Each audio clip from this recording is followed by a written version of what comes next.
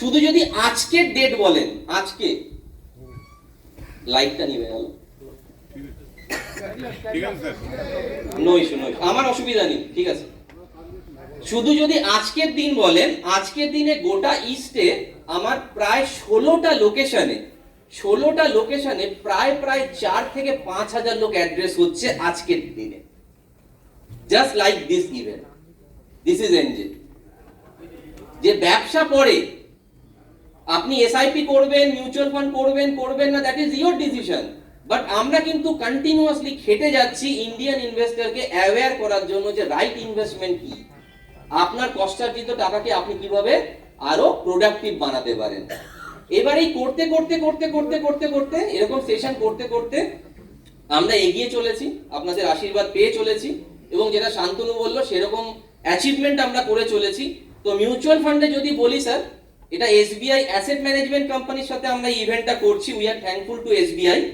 কিন্তু যদি এসবিআই ব্যাংকের কথা বলি, রাইট, যার মার্কেট ক্যাপিটালাইজেশন, যার রিচ, যার ব্রাঞ্চের সংখ্যা আমার বোধহয় 50 গুণ 100 গুণ, সেই এসবিআই ব্যাংকও মিউচুয়াল ফান্ডের ব্যাপারে এনজের পরে আসে। সেই জায়গাটা আমরা অ্যাচিভ করতে পেরেছি আজকে 30 বছরের এই পরিশ্রম করার জন্য। এবং অবশ্যই বুঝতে পারছেন যে 30 বছর ধরে একটা ব্র্যান্ড খালি মিথ্যে কথা বলে চালাতে পারে না। There has to be some merits in their discussion point, there has to be some merits in their discussion. So সেইটা বলেই কথাটা শুরু করব, আমার প্রেজেন্টেশন শুরু করব। এবার আমরা গ্র্যাজুয়ালি 2-3টে জিনিস বোঝার চেষ্টা করব, এবং এই 2-3টে জিনিস ভীষণ ইম্পর্টেন্ট আমাদেরকে অ্যাজ আ প্রুডেন্ট ইনভেস্টর আরো ভালোভাবে কিভাবে আমরা হতে পারি সেটার দিকে নিয়ে যাওয়ার জন্য। তো সবার আগে আমরা যেটা করার চেষ্টা করব decoding the myths about investment journey towards financial freedom. যেটা আমি আপনাকে বললাম যে অ্যাওয়ারনেস কম ছিল, আমাদেরকে বলার লোকের সংখ্যা কম ছিল, আমার অ্যাওয়ারনেস কম ছিল, সেই জন্য আমি ডিসিশন নিতে পারিনি। এইবার তার সমসাময়িক যেটা হয়েছিল সেটা হচ্ছে আমার মনের মধ্যেও অনেক ভুল ধারণা তৈরি হয়ে গেছিল ইকুইটি নিয়ে, মিউচুয়াল ফান্ড নিয়ে। কেননা আমাকে সেই কথাটা বলার লোকটা যেটা ছিল, সেটা আমার বাড়ির লোক হতে পারে, সেটা আমার অফিসের লোক হতে পারে, সেও কিন্তু আধা নলেজ নিয়ে বলছে, সেও কিন্তু পুরো জানে না। তার জন্য কি হয়েছে যে কালচারটাই কোনোদিন ডেভেলপ হয়নি যে আপনি দুটো লোককে বলবেন যে মিউচুয়াল ফান্ড খুব ভালো, তুই কর, সে আপনাকে বলবে যে মিউচুয়াল ফান্ড খুব ভালো, তুই কর, অথবা ইকুইটি মার্কেট খুব ভালো, তুই কর। এইটা বলার সংখ্যা যেহেতু ইন্ডিয়াতে ভীষণ কম, ভারতবর্ষে ভীষণ কম, ওয়েস্ট বেঙ্গলে ভীষণ কম, কলকাতায় ভীষণ কম আপাতত হচ্ছে, তো সেই জন্য আমরা কিন্তু সেই রকম কোনো একটা প্রপার এনভায়রনমেন্টই পাইনি যেখান থেকে আমরা কিন্তু রাইট ডিসিশন নিতে পারবো। তো সবার আগে আমাদেরকে যেটা করতে হবে, যেই সব মিথগুলো শিখে আমরা বড় হয়েছি, এই প্রেজেন্টেশনের মধ্যে আমাদেরকে সবার আগে সেই মিথগুলোকে ভাঙতে হবে। এই মিথগুলোকে ভাঙলে পরে আমরা নিজেদেরকে as a better investor, as a better financial decision maker হিসেবে নিজেদেরকে দেখতে পাবো, তৈরি করতে পারবো। আছেন আমার সাথে? তাহলে শুরু করি। আচ্ছা, দুবার আপনার হাত আমি তোলাবো, এইটুকু পরিশ্রম আমি করাবো যাতে আমি বুঝতে পারি যে আমি কিরকম কাদেরকে আমি অ্যাড্রেস করছি, আমাকে কতটা ডিটেলে ঢুকতে হবে। প্রথম আমি হাত তোলাবো এইটার জন্য যে আপনাদের মধ্যে কতজন অলরেডি এনজের সাথে মিউচুয়াল ফান্ড করে ফেলেছেন, তাহলে প্লিজ হাত তুলুন। 60-70%। ওকে। আর আরেকটা জিনিসে যেটা হাত তোলাবো সেটা হচ্ছে আপনারা করেছেন তো 60-70%, বাকি 30% আয়দা ঠান্ডা লাগছে বলে হাত তোলেননি, নাহলে তারা সত্যি করেননি। দুটোর মধ্যে যে কোনো একটা হবে, আমি ধরে নিচ্ছি যে কোনো একটা রিজন এই দুটোর মধ্যে, ঠিক আছে? তো এই সবাইকে নিয়ে আরেকটা যেটা আমি জিজ্ঞেস করবো কোশ্চেন, আপনাদের মধ্যে কত সংখ্যক লোকের মনে হয় যে কৌশিক এত বড় ভাষণ দেওয়ার পরেও আমার মনে হয় যে ইকুইটি মার্কেটে ইনভেস্ট করা উচিত না, অথবা অন্যভাবে বলতে গেলে যে ইকুইটি মার্কেটে অথবা মিউচুয়াল ফান্ডের ইকুইটি ফান্ডে ইনভেস্টমেন্ট না করলেও আমার সারা জীবন চলে যাবে। So equity market is not a mandatory thing for you. Equity market is an optional thing for you. কতজনের মনে হয়? হাত তুলতে পারেন, আমি কিছু জিজ্ঞেস করবো না। কতজনের মনে হয় যে ইকুইটি মার্কেটে ইনভেস্ট না করলেও চলবে, কোনো অসুবিধা নেই? অনেকের মনে হচ্ছে কিন্তু হাতটা তুলছে না। আচ্ছা ঠিক আছে, কোনো ব্যাপার না। অনেকের মনে হচ্ছে, আমি ধরে নিচ্ছি, ঠিক আছে, অনেকে হাসছে কিন্তু হাতটা তুলছে না। তো ফার্স্ট আমাদের মিথে যাওয়ার আগে আমরা এই জিনিসটা বোঝার চেষ্টা করব যে ইকুইটি মার্কেটে ইনভেস্টমেন্ট কেন কম্পালসারি। তার একটু আমি অলরেডি ডিটেইলে ডিসকাশন করছিলাম, এবার উইথ ডেটা আমরা ব্যাপারটা বোঝার চেষ্টা করব, ঠিক আছে? ছোট বয়সে এই অঙ্কটা করেছেন? 100% করেছেন, করতেই হয়েছে। হ্যাঁ, অঙ্কটা এরকম ছিল যে একটা পিলার, তাতে অয়েল লেগে রয়েছে, একটা বাঁদর উঠছে আর নেমে যাচ্ছে, রাইট? আলটিমেটলি তাকে ওপরে যেতে হবে, কেন ওপরে কিছু একটা রাখা আছে তার জন্য গিফট। এই ক্ষেত্রে আমি লিখেছি যে একটা কলা গাছ, কলা গাছের ওপরে উঠতে পারলে তবে সে কলাটা পাবে। এবার terms and condition, the monkey climbs 3 metre and slips down 2 metre, মানে 3 মিটার চড়ছে, 2 মিটার নামছে, আবার 3 মিটার চড়ছে, আবার 2 মিটার নামছে, আবার 3 মিটার চড়ছে, আবার 2 মিটার নামছে। তাহলে আপনাদের কি মনে হয় ও আলটিমেটলি কলাটার দিকে যেতে পারবে? হ্যাঁ, পাগলা, ক্ল্যাপ ফর হিম। আমি কিন্তু ক্যালকুলেশন করিনি, কিন্তু ক্ল্যাপ ফর হিম, আপনি ক্যালকুলেশন অলরেডি করে ফেলেছেন। Okay, anyway my question was that কি ও কি কলাটাতে যেতে পারবে? কেন? এক্স্যাক্টলি 1 মিটার তো কমসে কম এগোচ্ছে। এইবার আমি কোশ্চেনটাকে চেঞ্জ করে দিলাম, এইটাকেও 3 করে দিলাম, এটাকেও 3 করে দিলাম। এবার কি হবে? জীবনে যেতে পারবে না, কলাটাও খেতে পারবে না। এইবার সিচুয়েশনটা কিরকম ভাবে আমরা চেঞ্জ করে দিই যে এই 3%টা হচ্ছে আমাদের রিটার্ন, রাইট? আর এই কলা গাছের কলাটা হচ্ছে আমাদের গোল। কারোর ক্ষেত্রে গাড়ি, কারোর ক্ষেত্রে গাড়ি, কারোর ক্ষেত্রে বাচ্চার এডুকেশন, কারোর ক্ষেত্রে রিটায়ারমেন্ট। তাহলে গোলটা হচ্ছে এই কলা গাছে ওঠা, কেননা আমার এই কলাটা লাগবে, আর রেট অফ রিটার্ন হচ্ছে 3। তাহলে যদি আপনি 3 পান আর 3 দিয়ে দেন, তাহলে কি কোনোদিন সেই কলা গাছে উঠতে পারবেন না, রাইট? তাহলে এইখানে ব্যাপারটা আরেকটু ভালোভাবে বুঝতে হবে যে আমাদেরকে অ্যাকচুয়ালি নামাচ্ছে কে? ওখানে তো একটা অয়েল ছিল, অয়েলটা নামিয়ে দিচ্ছিল। আমাদের ক্ষেত্রে অয়েলের কাজটা কে করছে? ইনফ্লেশন। আমাদের ক্ষেত্রে অয়েলের কাজটা করছে ইনফ্লেশন। আমরা কিন্তু বুঝতেও পারছি না, বাদরটা তো অ্যাটলিস্ট বুঝতে পারছে যে আমি নামছি। আমাদের প্রবলেম কি যে আমরা বুঝতেই পারছি না যে আমরা নামছি। কেন বুঝতে পারছি না আমরা নামছি? কেননা কোনোদিন আজ অব্দি এরকম হয়নি যে আপনি ইনফ্লেশনকে অ্যাডজাস্ট করার পর রিটার্ন অ্যাকাউন্টে পেয়েছেন। এরকম হয় কখনো? আপনি তো সবসময় টাকাটা তো 7% 8%ই পান, কিন্তু বাজারে ইনফ্লেশন বেড়ে যায়। এইবার একটা সিচুয়েশনে আমি আপনাকে ফেলছি, ধরুন যে কাল থেকে ভারতবর্ষের যে সরকার, তারা এরকম ডিক্লিয়ার করে দিল, কোনোদিন হবে না, হাইপোথেটিক্যাল সিচুয়েশন, তারা এরকম ডিক্লিয়ার করে দিল যে আপনার অ্যাকাউন্টে আপনি যেসব জায়গায় ইনভেস্টমেন্ট করছেন, যেখান থেকে 6-7% এর রিটার্ন পাচ্ছেন, to be specific FD generally, সেখান থেকে যে রিটার্নটা আসবে সেটা দুটো জিনিস অ্যাডজাস্ট করার পর আপনার অ্যাকাউন্টে পাঠাবে সরকার। একটা ইনফ্লেশনকে অ্যাডজাস্ট করে দেবে, আর একটা আপনার ইনকাম ট্যাক্সের রেটকে ওখান থেকে অ্যাডজাস্ট করে তারপর অ্যাকাউন্টে পাঠাবে। তাহলে আপনার কি মনে হয় আপনার অ্যাকাউন্টে কত টাকা আসবে? অ্যাকচুয়ালি ব্যাংক আপনার বাড়িতে আসবে টাকা নিতে, টাকাটা নিতে ব্যাংক আসবে যে এবার আপনি 1% আমাকে দিন, কেননা আপনার একটু প্রাপ্য হয়ে গেছে, মানে আপনার কাছ থেকে আমার প্রাপ্য হয়ে গেছে। ক্যালকুলেশনটা কি?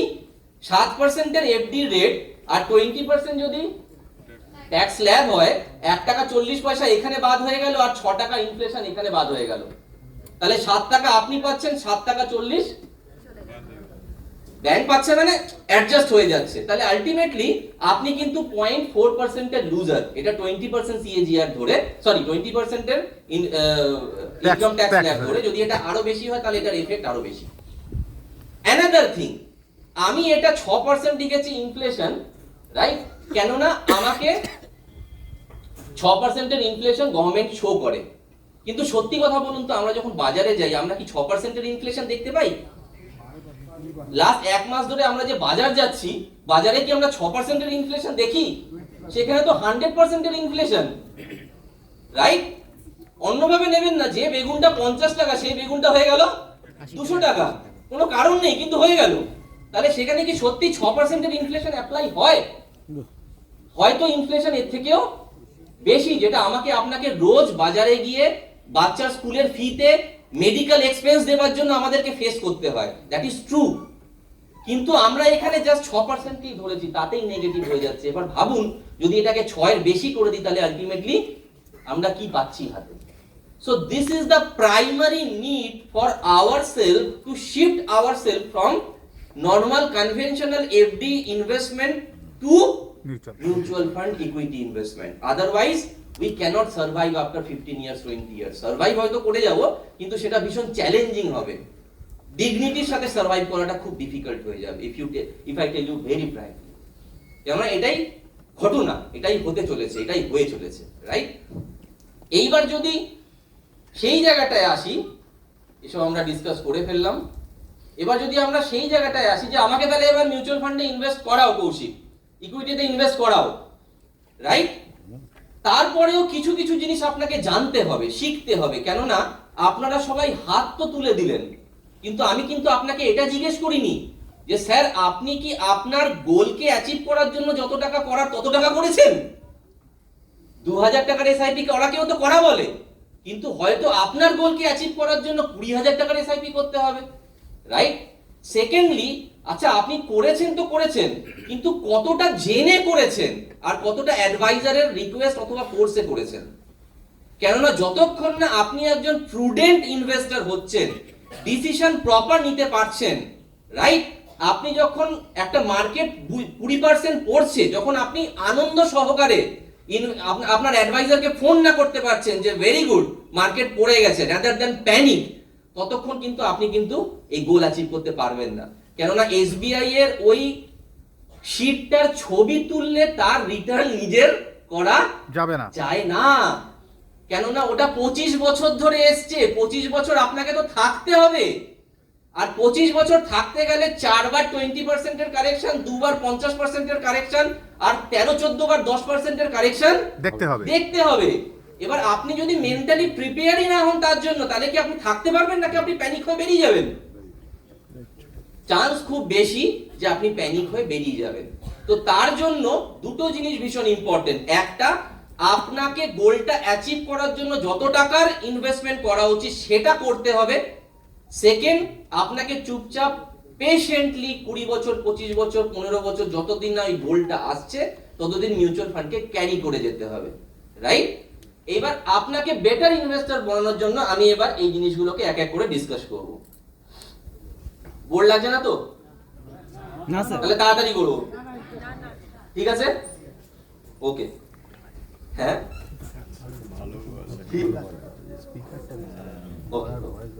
আচ্ছা, ও টাকাটা পাবে সেই জন্য নিয়ে এসছেন, ভেরি গুড। এই বয়স থেকে ট্রেনিং দিচ্ছেন, very good very good very good. আমার একটা স্লাইড আছে, ওই বাচ্চাটার জন্য একটা স্লাইড আছে, আমি বানিয়ে রেখেছি। এক্স্যাক্টলি, ঠিক আছে, চলুন আমরা আবার ফিরি পিপিটিতে। First myth, investment in stock is just like gambling. Share বাজারে টাকা দেওয়া জুয়া খেলা শামিল। কতজন শুনেছেন? একবার না একবার 100% আপনি শুনেছেন। এবার প্রশ্ন হচ্ছে কথাটা ঠিক না ভুল? কথাটা ঠিক না ভুল? কথাটা ঠিক না ভুল জানার জন্য আমরা একটা স্টোরি শুনি। এই স্টোরিটা আপনারা জানেন, অনেক ছোট বয়সে শুনেছিলেন, আমি আবার শোনাচ্ছি।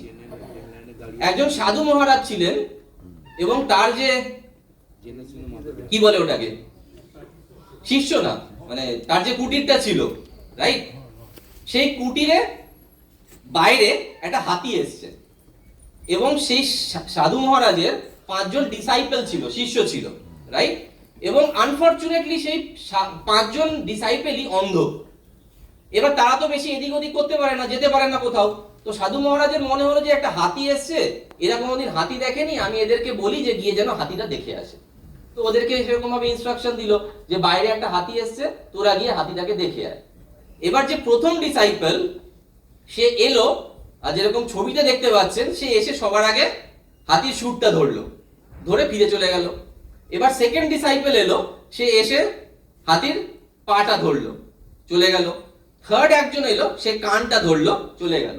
ফোর্থ একজন এলো, সে স্কিনটা টাচ করলো, চলে গেল। ফিফথ একজন এলো, সে টেলটা, লেজটা ধরলো, ধরে চলে গেল। এবার হাতি চলে গেল। এবার গুরুমশাই শিষ্যকে জিজ্ঞেস করছে যে হাতি কেমন দেখলি? হাতি কেমন দেখলি? তা প্রথম জন কি বলবে? কি বলবে? পাইপের মতো বলবে, পাইপ। কেন এটা পাইপ? ওই জন্যই তো টাচ করে বুঝেছি আমি, রাইট?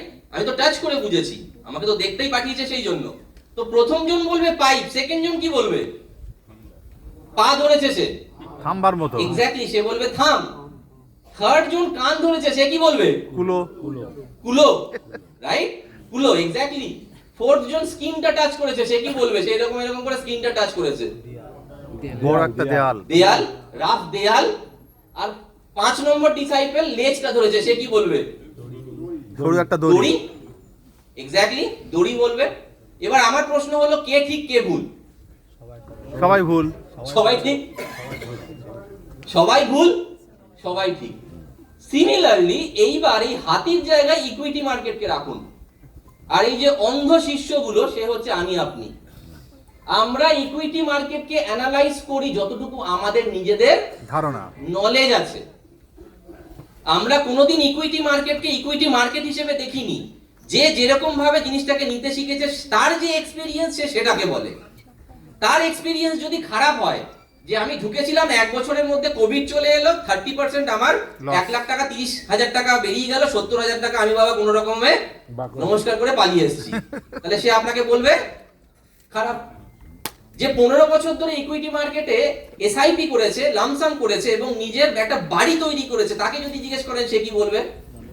ভাই আজকেই কর, এখনো করিসনি, এর থেকে ভালো জিনিস হয় না। তার মানে আপনি বুঝতে পারছেন, it depends on whom you are asking for that advice, যে ইকুইটি মার্কেট কিরকম। এবার যে বলেছে যে জুয়া, সে ঠিকও বলেছে, সে ভুলও বলেছে। সে ওই হাতি দেখার মতো গল্প। কেন? এবার আমরা অ্যাকচুয়াল ডেটাতে আসি। এটা হয়তো আপনারা দেখতে পাচ্ছেন না, কিন্তু এই জিনিসটা বোঝা ভীষণ ইম্পর্টেন্ট আপনাদের জন্য। এটাই কিন্তু সারমর্ম যেটাকে বলে, এটা বুঝে গেলে এভরিথিং ক্লিয়ার। যদি আপনি ইকুইটি মার্কেটে 1 বছরের জন্য আসেন, ইকুইটি মার্কেট মানে আমি সেন্সেক্স এর কথা বলছি, 1 বছরের জন্য আসেন, তাহলে 40 বছরের হিস্ট্রি বলছে যে ইকুইটি মার্কেটে 1 বছরের জন্য এলে হাইয়েস্ট রিটার্ন হয়েছে 266%।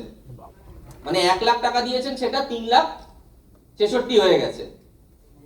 আর যদি সব থেকে খারাপ সিচুয়েশন আপনি ফেস করেছেন, তাহলে সেটা হয়ে গেছে 60% মাইনাস। মানে 1 লাখ টাকা দিয়েছেন, 40,000 টাকা পড়ে রয়েছে, ঠিক? এবং থার্ড পয়েন্ট, এইবার যদি আমরা সবাই 1 বছর করে ইনভেস্ট করেছি, আপনি 1 বছর করেছেন, তারপরে উনি করেছেন, তারপরে উনি করেছেন, তারপরে উনি করেছেন, প্রত্যেকটা দিন আমরা এরকম 1 বছর থেকে 1 বছর অবধি ইনভেস্ট করেছি, ঠিক আছে? আমি 1 জানুয়ারি থেকে 1 জানুয়ারি, উনি 2 জানুয়ারি থেকে 2 জানুয়ারি, থার্ড, এরকম ভাবে ঘুরছে। তাহলে 40 বছরে কতবার ঘুরলো? 16,000 বার ঘুরলো। 16,000 বার ঘোরার পর আলটিমেটলি যে ডেটাটা পয়েন্টটা এলো, যে 74% of us is in positive, 26% of us is in negative. তাহলে 16,000 অকারেন্সের মধ্যে 74% লোক পজিটিভ দেখতে পেল, যে 1 লাখ দিয়ে অ্যাটলিস্ট 1 লাখ 1 টাকা পেয়েছি। আর 26% লোক দেখলো যে 1 লাখের নিচে নেমে গেছে। এটা হচ্ছে 1 বছরের জন্য যখন আপনি ইনভেস্ট করছেন ইকুইটি মার্কেটে। এবার সেটাকে টেনে যখন 7 বছর করে দিচ্ছেন, মাঝখানে অনেক আছে, আমি এত বলছি না, 7 বছর করছেন, তখন ম্যাক্সিমাম রিটার্ন হচ্ছে 43%। এখানে কম্পাউন্ডিং প্লে করে দিচ্ছে, 43% অ্যাবসলিউট না, কম্পাউন্ডিং প্রত্যেক বছরের 7 বছর পরে 43%, 43% পজিটিভ ম্যাক্সিমাম রিটার্ন, আর মিনিমাম রিটার্ন হচ্ছে -7। তার মানে কি বুঝছেন? যেটা 266% ছিল, সেটা হয়ে গেল 43, মানে স্টেবল হয়ে গেল। আর যেটা -56 ছিল, সেটা হয়ে গেল -7। এবং যেটা এখানে 74% ছিল, সেটা হয়ে গেল 95%। এবার যখন এটাকে টেনে আপনি 12 বছরে নিয়ে যাচ্ছেন, তখন অকারেন্সটা কি হয়ে যাচ্ছে? 100%। তার মানে কি? যদি আপনি ইকুইটি মার্কেটে 1 বছর, 2 বছর, 3 বছরের জন্য আসেন এবং নিজের লাককে প্লে আউট করানোর চেষ্টা করেন, তাহলে equity market is nothing but gambling for you. একদম পরিষ্কার শব্দে যদি বলি, then you are gambling, you are not Investor. Creating wealth out of equity. যদি আপনি 10 বছর, 7 বছর, 15 বছরের কথা ভাবেন, then equity market is not gambling, it is a pure wealth creation instrument for you. বোঝানো গেল? তাহলে আমাদেরকে যদি ইকুইটি মার্কেটকে গ্যাম্বলিং হিসেবে নিতে হয়, তাহলে equity market is gambling. 1 lakh টাকা দিয়ে দিলাম, 40,000 টাকাও হয়ে যেতে পারে, আবার 3.5 লাখ টাকা হয়ে যেতে পারে।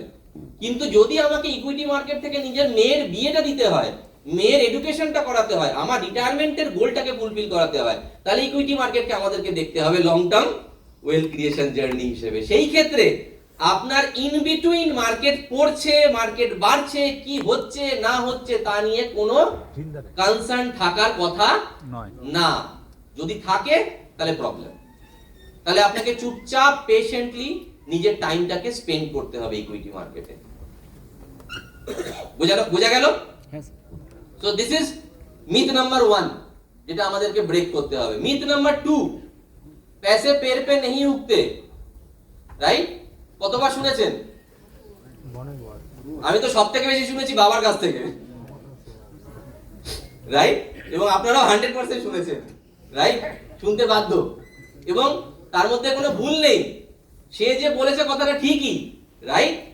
কিন্তু এর মধ্যে একটা ছোট্ট ক্লজ আছে, যে ক্লজটাকে আমাদেরকে বুঝতে হবে, রাইট? এবং আমাদেরও নেক্সট জেনারেশনকে সেটা বোঝাতে হবে, ঠিক আছে?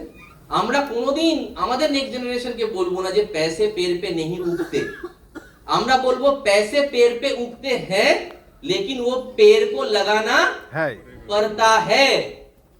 যদি আমার আম খেতে ভালো লাগে এবং আমার বাড়ির পেছন দিকে বেশ কিছুটা জায়গা থাকে, এবং আমার মনে হয় আমি বাবা প্রত্যেক বছর কার্বাইড দেওয়া আম খাবো না, আমি গাছ পাকা আম খাবো, তাহলে সবার আগে কি করতে হবে?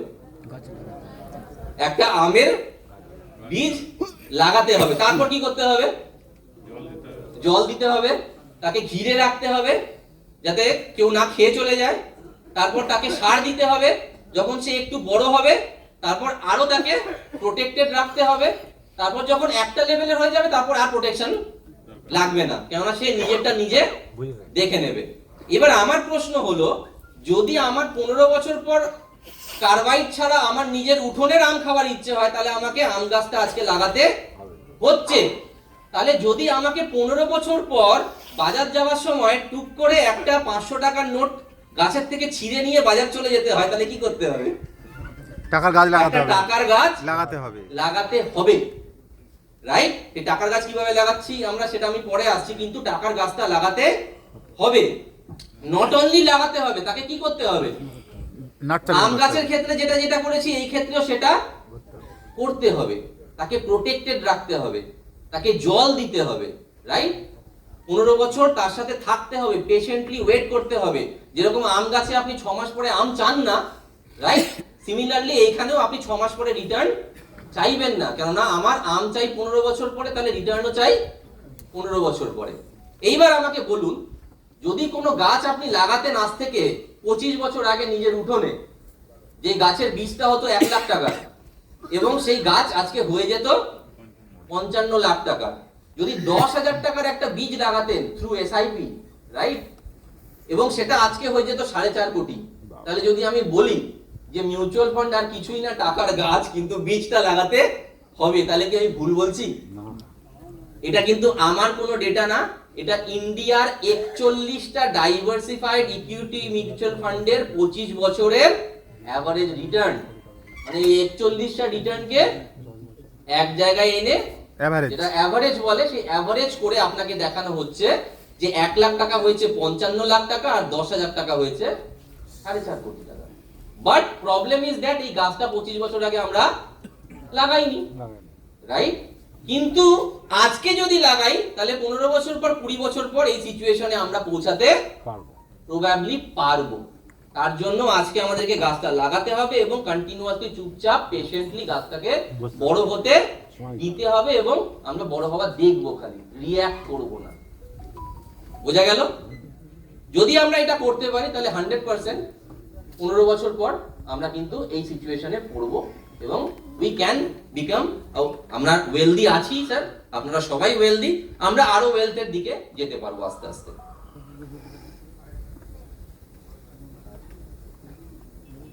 এটা কতজন শুনেছেন? সব তো ঠিক আছে, কিন্তু ততটুকুই দাও যতটুকু হারিয়ে ফেললে কিছু যায় আসে না। মানে ইকুইটি মার্কেটে ইনভেস্ট করতে হয়, ওকে ঠিক আছে চল করে দিলাম। গাছ লাগাতে হবে, লাগিয়ে দিলাম, কিন্তু ভাই ততটুকুই দেবো যতটুকু হারিয়ে ফেললে আমার কিছু যায় আসে না। এটাও 100% আপনারা শুনেছেন। এবার প্রশ্ন হলো যে আপনার পকেটে যদি একটা রুমাল থেকে থাকে এবং সেই রুমাল দিয়ে আপনাকে আমি বলি আপনার জন্য একটা প্যান্ট তৈরি করে আপনি পরুন, এবং ম্যাডাম যদি আপনাকে আমি বলি আপনি আপনার সালোয়ার কামিজ আপনার শাড়িটা ওই রুমাল দিয়ে বানান, তাহলে আপনি বানাতে পারবেন? প্রবলেম কি, কেন বানাতে পারবেন না? কাপড়টা কম। তাহলে প্যান্ট বানানোর জন্য, শাড়ি বানানোর জন্য, সালোয়ার কামিজ বানানোর জন্য যতটা কাপড় দরকার ততটা কাপড় আপনাকে টেলারকে দিতে হবে। সিমিলারলি আপনি মিউচুয়াল ফান্ড বুঝে গেলেন, ইকুইটি বুঝে গেলেন, হাত তুলে দিলেন, সব ঠিক আছে, কিন্তু করছেন 2000 টাকার এসআইপি আর রিটায়ারমেন্টের গোল হচ্ছে 3 কোটি টাকার, তাহলে কি হবে? তাহলে যদি আমার প্যান্টের জন্য 2 মিটার কাপড় লাগে, তাহলে 2 মিটার কাপড়টা আমাকে টেলারকে দিতে হবে। সিমিলারলি যদি আমার 3 কোটি টাকা রিটায়ারমেন্টের কর্পাস হয়, 1 কোটি টাকার বাচ্চার এডুকেশনের খরচা হয় আজ থেকে 15 বছর পর, এবং তার জন্য যদি আজকে 7,000 টাকার এসআইপি লাগে, 10,000 টাকার এসআইপি লাগে, আই ডোন্ট নো, সেটা আপনি আপনার অ্যাডভাইজারের সাথে বসুন, কিন্তু যত টাকার এসআইপি লাগে, যত টাকার লামসাম লাগে, সেটা করাটা দরকার। আদারওয়াইজ রিটার্ন আপনি জেনারেট করতে পারবেন, তাতে কোনো অসুবিধা নেই, কিন্তু you cannot be become a wealthy, কেননা আপনি কিন্তু খুব সামান্য পরিমাণ ইকুইটিতে ইনভেস্ট করেছেন, সেটা দিয়ে কিন্তু ওয়েলথ ক্রিয়েশন হয় না। বোঝানো গেল? তাহলে 22 এর জায়গায় 40% সিএজিআর পেলেও আপনি ওয়েলদি হবেন না, কেননা আপনি তো করছেন 1000 টাকার এসআইপি, তো সেটা দিয়ে তো ওয়েলদি হওয়া যায় না। সিমিলারলি এখানে ওই এক্সাম্পলই দেখানো আছে যে 2000 টাকার একটা এসআইপি যদি 20 বছরও চলে, 2000 টাকার একটা এসআইপি যদি 20 বছরও আপনি চালান, রাইট, সেই 20 বছর চলার পর অ্যামাউন্ট তো ক্রিয়েট হচ্ছে, কোনো অসুবিধা নেই। আপনি 4,80,000 টাকা দিচ্ছেন এবং 12% এর সিএজিআর এ অ্যামাউন্ট ক্রিয়েট হচ্ছে 18 লাখ, কিন্তু আমার প্রশ্ন হচ্ছে আজ থেকে 20 বছর আগে এই 18 লাখের সত্যি কোনো ভ্যালু থাকবে? Probably no. তাহলে যতক্ষণ না এই 2000 টাকে আমি আমার রিকোয়ারমেন্ট অনুযায়ী করতে পারছি, ততক্ষণ রিটার্ন খালি পেলে হবে না, রিটার্নটাকে আমাকে এনজয় করার জন্য আমার আজকের দিনের যত ইনভেস্টমেন্টের নিড সেটা আমাকে দিতে হবে। এখানে প্রশ্ন যেটা আসতে পারে যে কৌশিক তুমি তো আরামসে বলে দিলে, কিন্তু আমার তো কমিটমেন্ট আছে। এক্স্যাক্টলি, আমি জানি আপনি এই কোশ্চেনটা করবেন, আগে থেকে আমি সেটা বলে দিলাম, রাইট? ভীষণ লজিক্যাল কোশ্চেন উনি যেটা করলেন, আপনারা করলেন না, কিন্তু মনে ভাবলেন। এবার আমাদের সবার কমিটমেন্ট আছে, রাইট? কমিটমেন্টের পরে গিয়ে আমরা ইনভেস্টমেন্টের কথা ভাবি, রাইট? সেইখানে আমি কিন্তু আপনাকে আরেকটা অসাধারণ সলিউশন দিতে পারবো, যে কোনো ব্যাপার না, আপনার রিকোয়ারমেন্ট আসছে, ধরুন যে আমার একটা এক্সাম্পল বলছি, যে আমার রিটায়ারমেন্টের গোলের জন্য 2 কোটি টাকা আজ থেকে 20 বছর পর লাগবে, যেটা দিয়ে আমি বসে 30 বছর খাবো। এবার ওই 2 কোটি টাকা তৈরি করতে গেলে কৌশিক ক্যালকুলেশন বলছে 20,000 টাকার এসআইপি আজ থেকে করতে হবে, রাইট? কিন্তু সবকিছু ক্যালকুলেশন করার পর ভাই আমি তো 5,000 টাকাই দেখতে পাচ্ছি, তার বেশি তো আমি বার করতে পারবো না, কারণ আমার তো 1000 একটা কমিটমেন্ট আছে যেটা আমি অলরেডি করে ফেলেছি। Now my solution to you is SIP top up. কোনো অসুবিধা নেই, আপনি আজকে 5 দিয়ে শুরু করুন, কিন্তু একটা কমিটমেন্ট আমার অ্যাডভাইজারকে এবং নিজেকে দিন, যে যেরকম যেরকম আপনার আর্নিং বাড়বে আপনি আপনার এসআইপি কেও বাড়াতে থাকবেন। সেটা তো পারবেন, সেটাতে তো আপনি বলতে পারবেন না যে ভাই আমার কমিটমেন্ট আছে, ফিউচারের টাকাতে আবার কি কমিটমেন্ট আছে, রাইট? সেটা পারবেন, সেটা অন্য জিনিস হয়ে গেল, সেটা তো মিউচুয়াল ফান্ড না, আমরা এখানে গোলাবো না সেটাকে, আমরা মিউচুয়াল ফান্ডের কথা বলছি। আমি ওটাই বলছি, আপনি আমার অ্যাডভাইজারের সাথে বসুন, আমরা এখানে অ্যালকেমিস্ট আলোচনা করছি না, আমরা মিউচুয়াল ফান্ড আলোচনা করছি, যেটা 40 বছরের রিটার্ন আমি আপনাকে দেখালাম। এনিওয়ে স্যার আমি পেয়েছি না, সে আপনি বাঁচবেন না আমি এরকম কথা কেন বলতে চাইবো স্যার? আমি সবসময় চাইবো আপনি যেন বাঁচেন।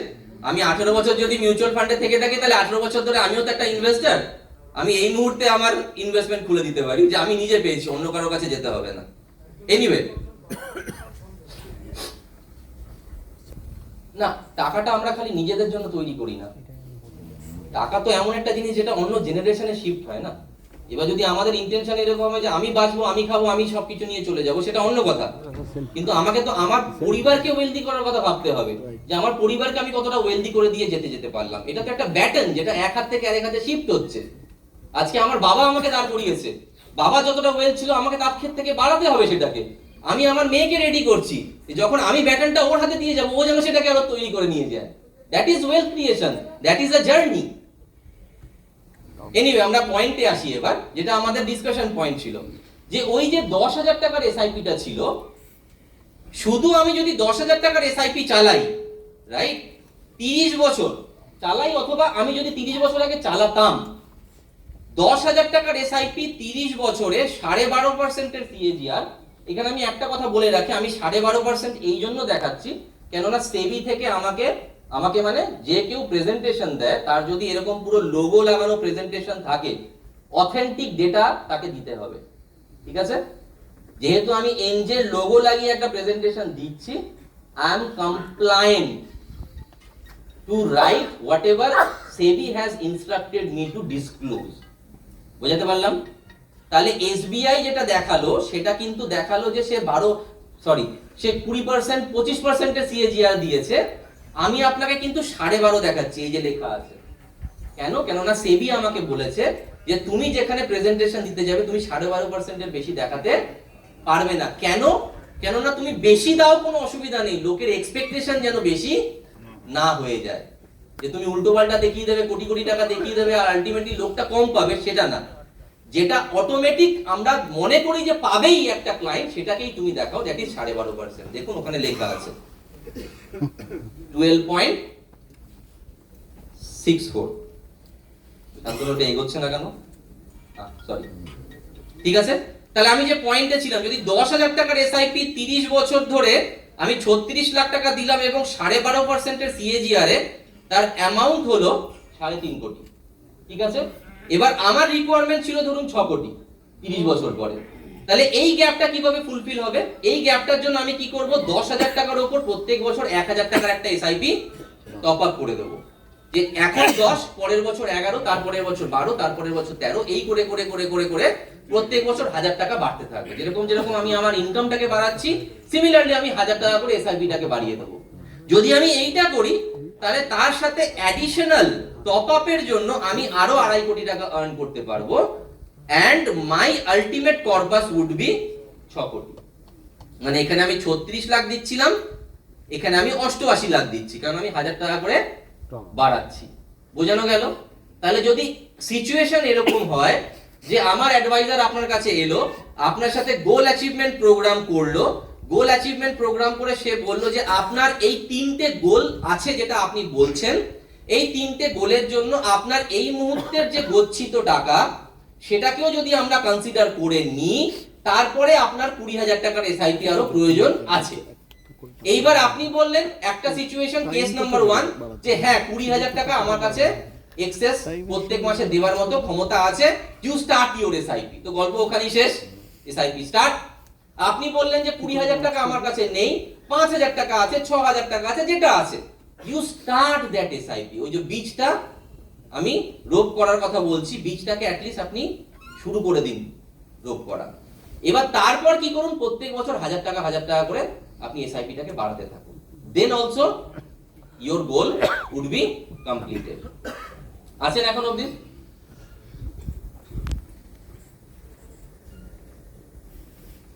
আরেকটা যেটা মিথকে আমাদেরকে ভাঙতে হবে, যেটা এগেইন আমরা generally as a human being বড্ড লেজি হই।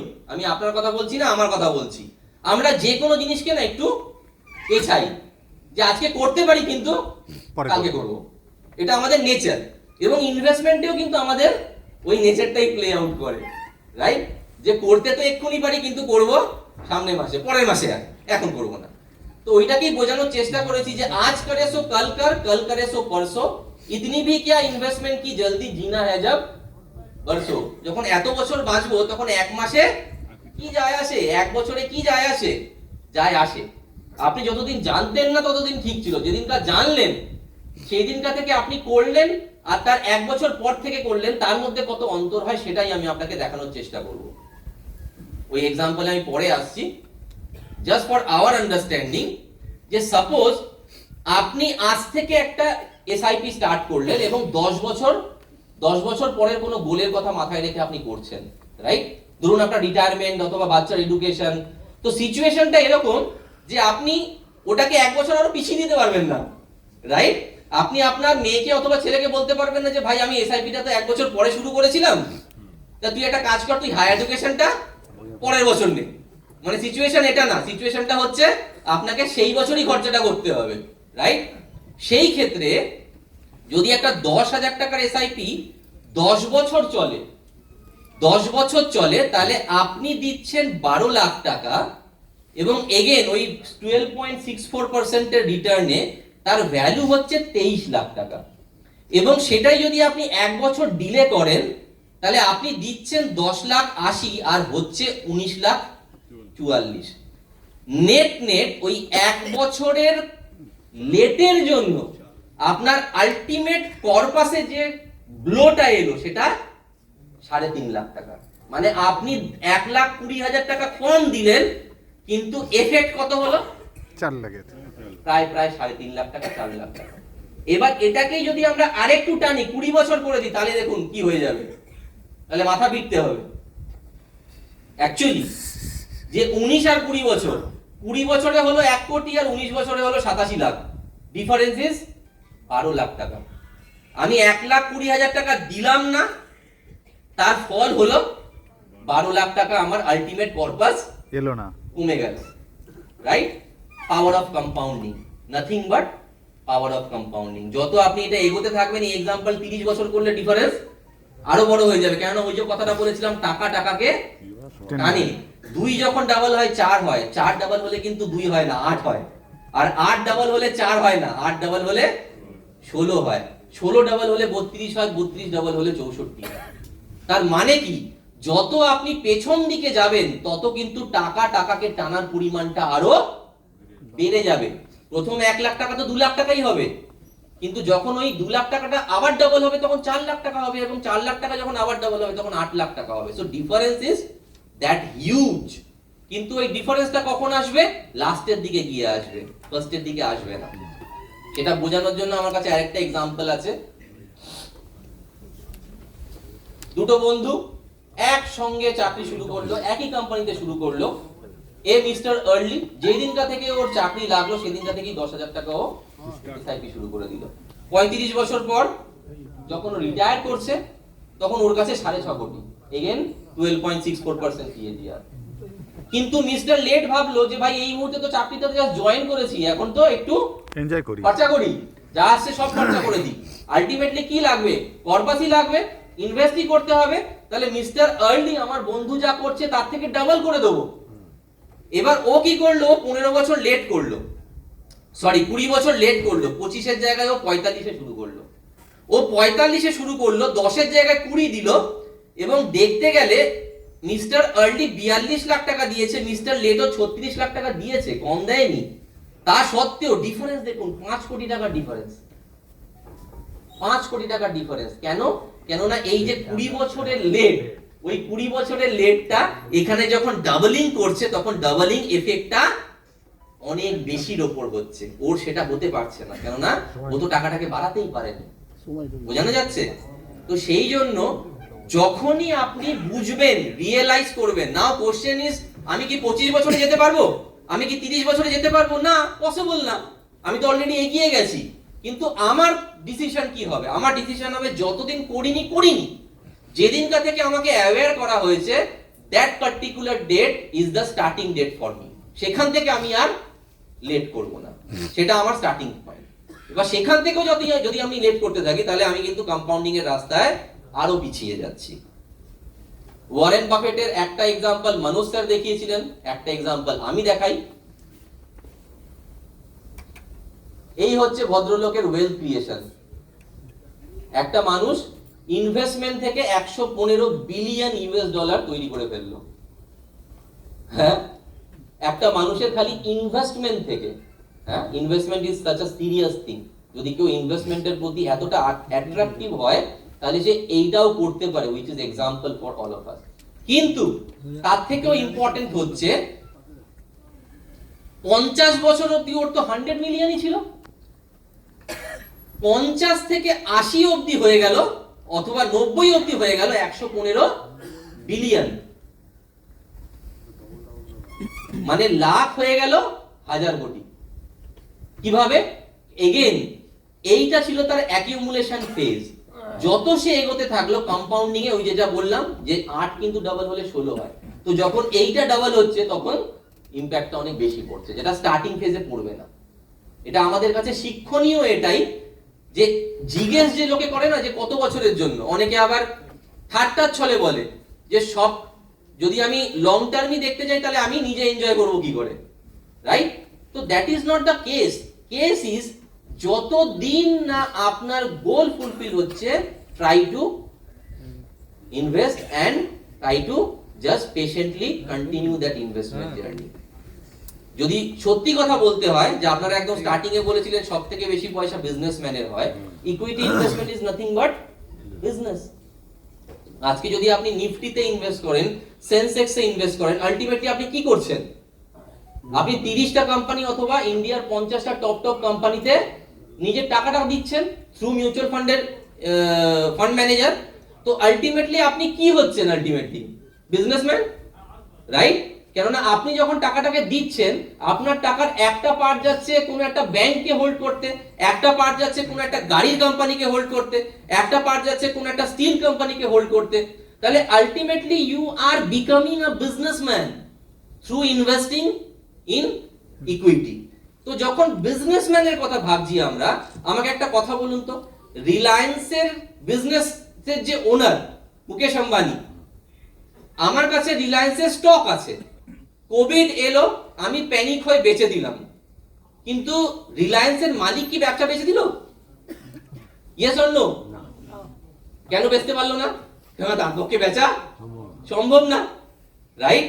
তাহলে আমি আমার মেন্টালিটিকে যতদিন অবধি ওই বিজনেস মেন্টালিটিতে নিয়ে যেতে না পারবো, ততদিন কিন্তু আমি ওয়েলথ ক্রিয়েশন করতে পারবো না। সিম্পল। আমি যতদিন খালি 1 লাখ 2 লাখ হয়ে গেল, 1 লাখ 1,20,000 হয়ে গেল, এই গল্পে যতদিন আমি থাকবো ততদিন কিন্তু আমি ওয়েলথ ক্রিয়েশন পারবো না। ওয়েলদি হতে গেলে আমায় কিন্তু বিজনেসম্যানের মেন্টালিটি রাখতে হবে।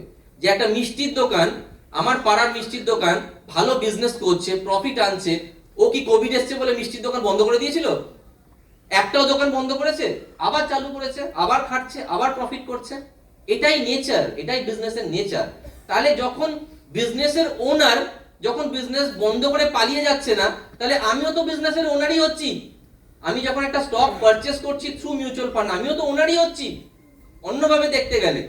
তাহলে আমি কেন বেচে দেবো, রাইট? আমিও তার প্রফিটের অংশটা নেবার জন্য লং টার্মে থাকবো।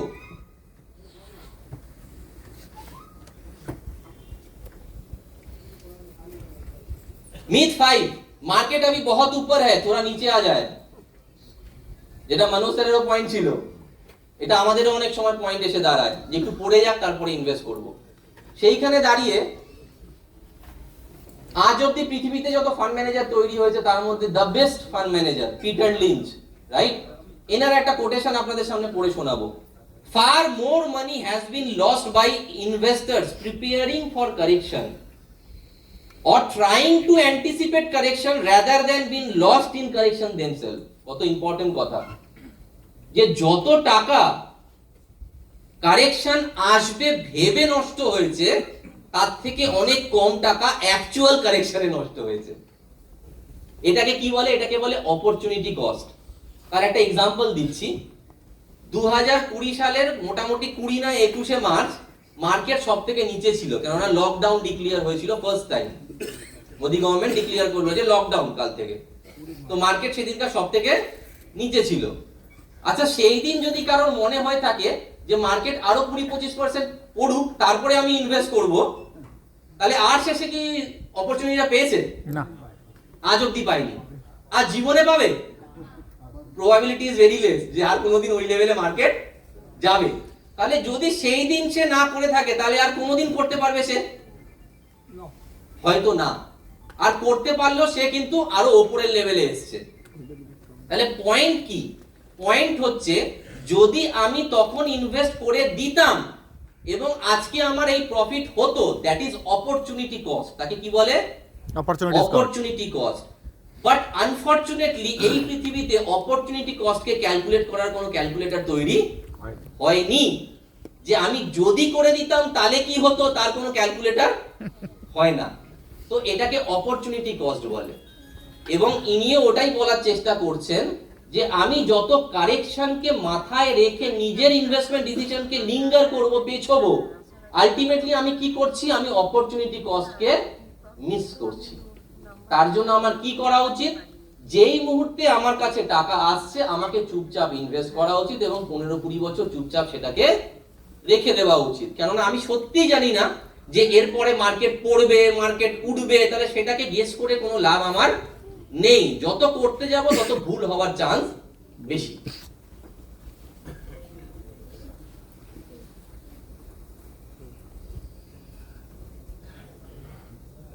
আরেকটা জিনিস যেটা, সেটা হচ্ছে মার্কেটের আনসার্টেনটি আমাদেরকে অনেক সময় ভয় পাওয়ায়, রাইট? যে মার্কেট এত আপ ডাউন করে ভাল লাগে না দেখতে, ঠিক আছে? কিন্তু আনফরচুনেটলি অথবা ফরচুনেটলি স্যার, ইকুইটি মার্কেটের নেচারই হচ্ছে যে ভাই তুই যদি আমাকে নিজের মনে করিস তবে আমি তোকে নিজের মনে করব। এবার ইকুইটি মার্কেটকে নিজের মনে করার উপায় একটাই, যে ইকুইটি মার্কেটের যে ভোলাটিলিটি সেটাকে নিজের বন্ধু হিসেবে ট্রিট করা। লাইফে দুটো জিনিস আপনি পেতে পারেন না, আপনি গ্যারান্টির সাথে 15% পেতে পারেন না, আর 15%-এর সাথে গ্যারান্টি পেতে পারেন না। দুটো একসাথে কোনোদিন হবে না। যদি আপনার গ্যারান্টি চাই তাহলে ভোলাটিলিটি দরকার নেই, তাহলে 15%-এর স্বপ্ন ছেড়ে দিন। আর যদি 15% চাই তাহলে এই ভোলাটিলিটি আপনাকে দেখতে হবেই। আমি কেউ না যে আমি এই ভোলাটিলিটি থেকে আপনাকে আলাদা রাখতে পারবো। যত স্মার্টনেস আমরা দেখাই সেটা দেখাই ইনভেস্ট করার সময়, যে এখন করব না, কালকে করব, এক মাস পরে করব, মার্কেট পড়ে যাক। আচ্ছা, পড়ে যাওয়ার পর যে মার্কেট পড়ে যাচ্ছে সেটা কি করবেন? মানে এমনও তো একটা সিচুয়েশন হতে পারে যে আপনি সব ক্যালকুলেশন করে নিলেন, সব স্মার্টনেস অ্যাপ্লাই করে দিলেন, আপনার মনে হলো যে এক মাস পরে মার্কেট পড়ে যাবে, মার্কেট সত্যিই পড়ে গেল, আপনি স্মার্টলি পুরো বুক বাজিয়ে ইনভেস্ট করে দিলেন। আচ্ছা, তারপরেও তো 20% পড়তে পারে। এরকম কিছু আছে যে আপনি করবেন তার সেই দিনকে দেখি মার্কেট উপরে চলে যাবে, হতে পারে না, রাইট? আজ অব্দি হয়নি, কারোর সাথে হয়নি, আপনার সাথে হবে না। তাহলে মাথা লাগিয়ে লাভ কি আছে? আমি মাথা কোথায় লাগাবো? কোথায় মাথা লাগিয়ে আমার লাভ আছে? যে আমি কিভাবে আমার আর্নিং কে বাড়াতে পারি, আমি কিভাবে 20,000 টাকার এসআইপি কে 40,000 টাকার এসআইপি করতে পারি, আমি কিভাবে 15 বছর আমার এই গোলটাকে ফুলফিল করার জন্য আমার অ্যাডভাইজারের সাথে বসে রিভিউ করতে পারি যে ভাই সব ঠিকঠাক চলছে তো, আমাকে কি আরেকটু কিছু বাড়াতে হবে, এই গোলটাকে কি এদিকে শিফট করতে হবে, কি করতে হবে। তো all of those things are in my control, but market is not in my control. তো যেটা আমাদের কন্ট্রোলে নেই সেটা নিয়ে আমার ভেবে কোনো লাভ নেই। যতটুকু আমরা এই জিনিসটাকে অ্যাপ্লাই করতে পারবো তত আমরা ওয়েলথ ক্রিয়েশনের জার্নিতে আরামসে চলে যেতে পারবো। এবার এগেন এই পয়েন্টটাকে যদি আমি একটু ডেটার সাথে বলতে চাই, 1980 থেকে, শুনবেন মন দিয়ে, 1980 থেকে মার্কেট এখনো 500 গুণ হয়েছে। কত? 500 গুণ, 500 টাইমস।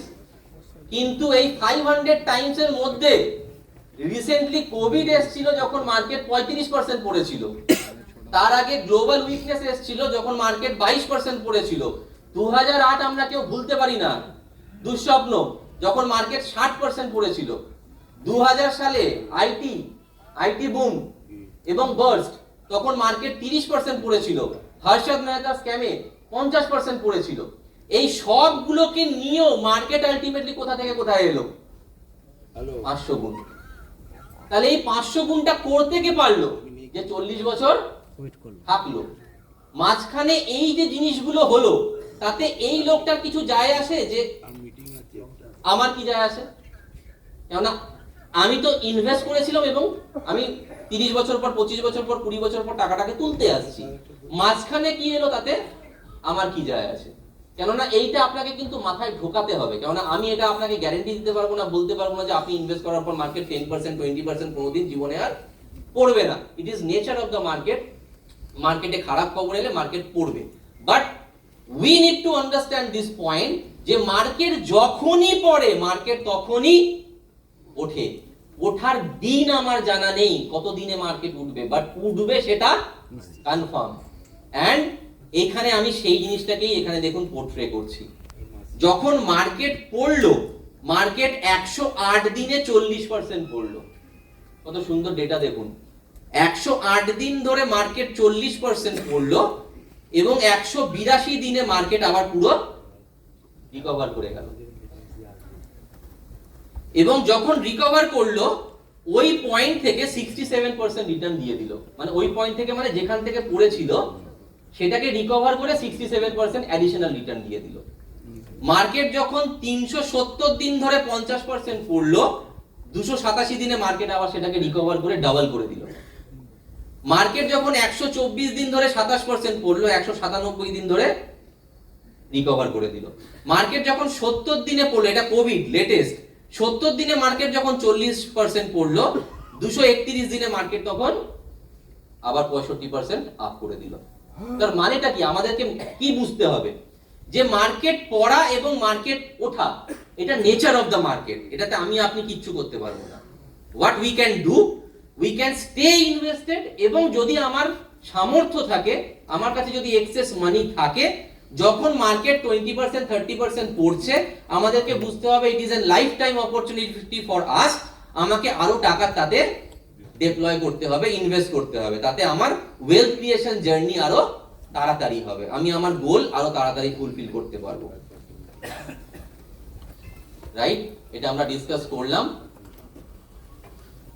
লাস্ট একটা জিনিস বলবো, রাইট, যে এই ইনভেস্টমেন্টের জার্নি ভীষণ শক্ত। ব্যাপারটা এরকম না যে দুটো স্কিম নিয়ে নিলাম আর 20 বছর চুপচাপ রেখে দিলাম। বিকজ এটা পুরোপুরি একটা প্রফেশনাল কাজ। যেরকম ডাক্তারের একটা প্রফেশনাল কাজ আছে, ইঞ্জিনিয়ারের একটা প্রফেশনাল কাজ আছে, লয়ারের একটা প্রফেশনাল কাজ আছে, আপনাকে এখানে যে ইনভাইট করেছে তারও একটা প্রফেশনাল কাজ আছে।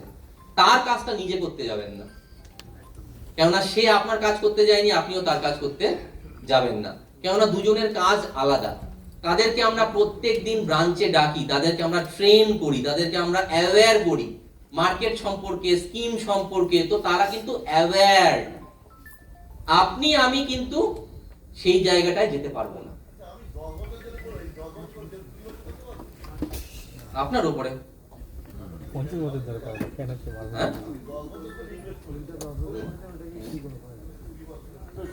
ওটাকে কন্টিনিউ করবেন, হয়ে যাবে। আসছি কোশ্চেন অ্যান্সারে আসছি, আমি জানি অনেক কোশ্চেন আছে। তো আমার এটা লাস্ট স্লাইড। তো সবসময় একটা জিনিস বলবো, আজকের ডেট অফ দি পৃথিবীতে যত আর্চার থাকে তার মধ্যে বেস্ট আর্চারেরও যদি যুদ্ধে জেতার জন্য একটা কোচের দরকার থাকে, তাহলে এই ফিনান্সিয়াল জার্নিটাও কিন্তু একটা যুদ্ধ, যেটা 20 বছর 25 বছর ধরে আপনাকে লড়তে হবে। সেখানেও কিন্তু একটা হাত ভীষণ দরকার, একটা কোচ ভীষণ দরকার, একটা অ্যাডভাইজার ভীষণ দরকার। তাহলে সবসময় আমাদের এনজের অ্যাডভাইজারের হাত ধরে থাকুন, তাদের সাথে ডিসকাস করুন যে আপনার গোল কি, কত বছর পরের গোল। আলটিমেটলি ক্যালকুলেশন আমার অ্যাডভাইজারকে করতে দিন যে সেই গোলের জন্য কত টাকার এসআইপি লাগবে, কত টাকার লামসাম লাগবে, এবং তার হাতটা ধরে আলটিমেটলি এই গোলকে আপনি ফুলফিল করুন। So that is from my end. Thank you all for patiently listening for last